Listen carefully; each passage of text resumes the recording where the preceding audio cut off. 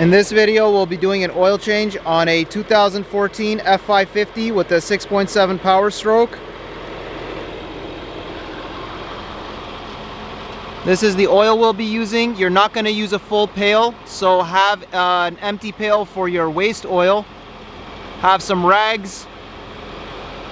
I'm not sure the exact amount, I can't remember right now. It's 13 and some odd quarts. I'll put that on the screen once I edit. But check with the dipstick and after you've done a couple rounds of testing. So the truck is currently running just to warm up the oil before the oil change. You're going to want 2 drain pans and you're going to have to shift one in underneath unless you have a really big drain pan.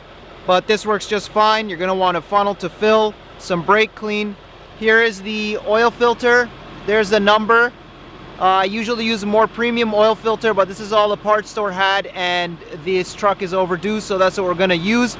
Make sure you don't have a double gasket situation. Scrape it off or you're going to dump all your oil. And then when you put the new filter on with that new gasket on top, put a thin film of oil on with your finger. In terms of getting the filter off, again, I can't remember what I use on this truck, but strap wrenches might work, but the grabber cloth ram filter wrench almost always works. So I'll try to film that clip. 1/2-inch ratchet with the 5/8 to undo the drain bolt, and a little cheater bar in case it's stuck on there, but it shouldn't be. And if you aren't a very tall person, just a bucket to stand on sometimes. But on super duties, I've usually been able to just stand inside the bumper, put your feet beside those hooks, and you can access almost everything. So we'll let the truck run for about 10 to 15 minutes, give it some revs so the oil is nice and flowing, and then we will drain it.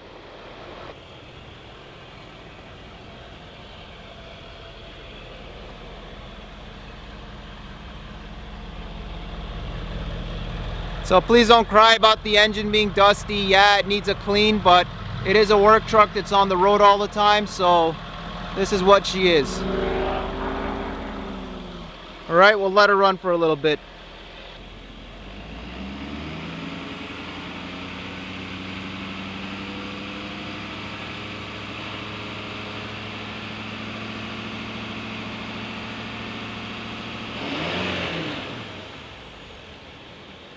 Let's put the camera at the exhaust and see if there's any sound that comes from this. Even though this truck isn't deleted, it's got all its emissions junk on it still.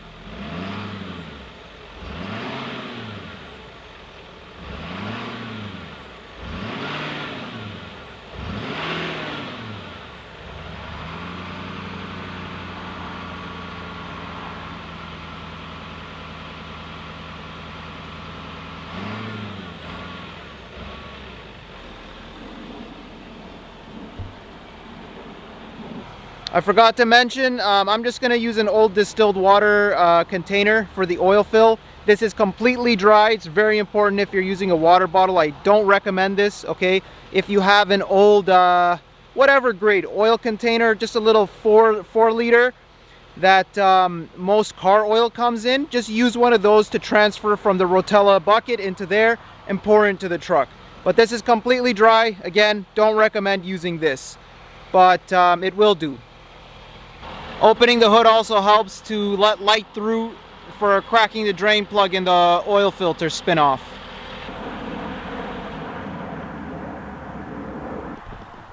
Just using a piece of plywood to go underneath there. Alright, so remove the oil filler cap for ventilation before you crack the drain plug, and slightly crack the oil dipstick to also allow for ample ventilation so that you get more of the oil out faster while it's still hotter and free flowing. No milky residue, she's good. Alright, so that's the trans fluid on the right, and this one is the oil dipstick. Okay, so just pull it out a little bit like that there. Alright, so here we are underneath.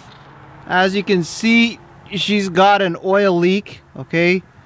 This truck has a lot of kilometers on it. I don't know what that is, but the oil is checked regularly and it doesn't lose much. So that sweating could just be from overtime, but it's something that I will eventually definitely clean up and monitor to see where the issue is coming from. But for now, we're going to undo the drain plug and drain the oil.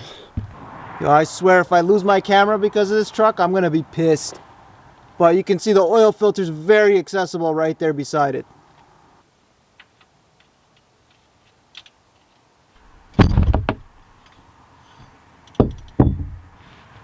Alright, so the trick with oil drain plugs is loosen them just a tad, and then when you do the final threads, you pull out quick and upwards, and you shouldn't get any oil on your hands. But this thing might come flying out with the camera. I can't remember exactly where to position stuff, so you guys might get a good laugh, and it might be a bit expensive for me. My camera gets damaged. And I gotta be ready to move in the second drain pan. Remember that, okay? So I'm gonna pull that a bit forward so that I can pull this one towards myself, and I'm gonna have this one ready. Oh, you can't see in the camera right now, okay? But I have the other drain pan in the front to pull into position, okay? Let me focus this. All right, guys, filming this is not easy out here in the yard like this, but let's see what I can do here. Man, I don't even know where the drain plug is in the frame. Okay, there it is. Alright, let's see if I can hold the camera and do all this at once. This is messed up. Okay. Alright, we're gonna pull up and then I'm gonna have to let go of the camera. What happens? Alright, there we go. There she goes. And we are going to prepare the second one. You see the second drain pan? Or once this one fills up. Oh man, the camera's in my face. I hope I can do this. No, I'm not gonna risk it, guys. Okay, I'm gonna put the camera down to transfer it over. Alright guys, gloves are off. Camera might be damaged, but that's fine. Now try to look here with my headlight. I'm pointing. Don't drop it in the oil pan. Do not drop it in the oil pan. I really underestimated how much room there would be under here for filming without jacking up the truck, because usually you just change the oil without jacking it up. While it trickles, you can see the oil filter there. I'll try to set the camera down once these are out of the way so that you can see how I get this one off. But this is very easy if you've done oil changes in your life. There's nothing in the way. Alright, on the drain plug, there is a washer. You should replace this washer. Get one from Ford. I sometimes, when I'm in a pinch like this, I'll use one twice on an oil change, and you'll be fine, okay? But don't take my advice on that one. Change that crush washer every time and make sure you get it off. Sometimes you have to throw a little pick under there to get it out. I'd show all this stuff, but I made the mistake of doing this at the yard. I should have taken this to my driveway to do it, where the dust wouldn't be in my face. But yeah, you guys won't be filming it, so you'll be fine. Alright guys, so I will show you taking the filter off just so you can see. But putting it back on, I've explained to you what to do, and if you've done oil changes, this stuff is pretty standard. You've seen the fill cap and it's getting dark here, so I'm just going to show me taking the oil filter off, and then I'm going to stop the filming, unfortunately, here. Maybe I'll make another video with the truck jacked up next time. Alright guys, if you're still with me here, you want to keep a drain pan underneath because oil is going to come out when you do this. Alright? Don't remove all your pans. Just move the one full one.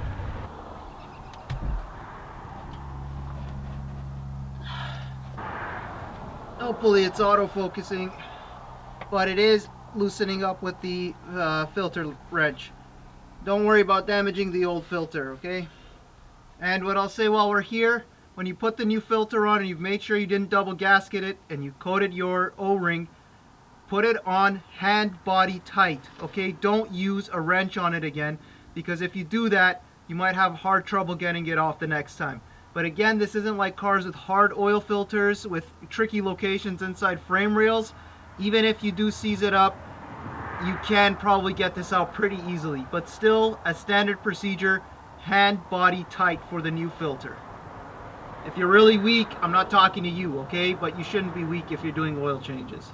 And you should have dedicated gloves, but I decided to film this, so... Alright, there we go, it's loose enough. Hopefully there's light in autofocus. I can't check the camera, but here we go. Position the, oh no. Okay, I hope the drain pan is not blocking the camera there. I don't know, we'll find out when I'm editing. I'll keep the clips in anyways because there's some narration, but let's see. Oh, I hope this oil doesn't go on the camera. Oh, okay. Oh no! Okay, let's see what happens. Oh, I should have had a pair of oil gloves, disposable gloves. Now these gloves are gonna be trash, but it's fine. Okay, look at my hands, they are all drenched. I should have had gloves. You want to do that bag stuff, you can bag it if you want, but a little bit of brake cleaner, and I'm gonna tilt it away from the camera so hopefully the oil doesn't go flying. Oh my god, this could be a bad evening. $1,000 camera, no, please. I'm gonna put the oil filter straight down, okay? There she goes. Alright. Okay, so I just wanted you guys to see how much oil comes out and why you should definitely have a dedicated pair of nitrile gloves to do this. Alright. So now we'll let her drain. Alright, so look how much oil is coming out. And the gasket came out with this one, okay? Now the only thing I am going to mention while I still have you guys on camera here is I said I'm going to fill the oil filter halfway, okay? What this is going to do is it's going to allow better flow of oil on the first start, but at the same time, in order to ensure that we actually have the correct amount on the dipstick and in the truck, I will cycle the truck, let it warm up, turn it off, let it cool down for about 5 minutes on level ground, and check the oil again once the oil filter is full and engine oil has cycled through the complete motor, filter, and all of the assemblies inside of the engine. Well, at least I'm smooth enough to... No, that's not smooth. It's not smooth at all. I did use the cheater bar to get the drain plug off. That wasn't shown in the clips, I don't think. But yeah, I just thought I'd mention that. So have a little cheater bar for your 1/2-inch ratchet there. Alright guys, so it's nighttime here, and the oil change was a bit more annoying this time. I had to check the level, let it cycle many times before I got the level right. Don't mind the lack of autofocus. Now to reset the engine oil change light, I'm going to be using the buttons on the steering wheel over here. So I'll call out what I'm pushing while you look here. Okay, so let's hold the reset button. Okay, info. I'm just going through info. Okay, I push setup, reset for system check. I push reset. Okay, and now I'm holding the reset button on engine oil change soon. And nothing is happening. I think I'm supposed to do it with the key off. Alright, let's try it now. Setup. Come on. Plus press reset. Okay, info. Reset for system check. Okay. Man, this is so annoying. Okay. Reset for system check. I don't care about system check, you... It's ridiculous design. Come on. Where is the... I'm just going through the info button. Oh my god, why are these trucks designed by total idiots? Okay. Randomly I pushed setup one time right now and it said oil life hold reset equals new. So we are going to follow the instructions. I'm holding reset. The screen just went blank on its own. I mean, what kind of... Can't even use those words on YouTube. Okay. Engine oil. Okay, so it didn't go away. Okay. Oil life. I push setup. Okay. Oil life hold reset equals new. This is their intelligence level here. Okay. Before I touch a button, it changes the screen itself. I mean, who designed this? I remember on other trucks I had this problem all the time too, these Ford trucks. Okay, hold reset. I'm holding reset. Work this time. Okay, oil life set to new.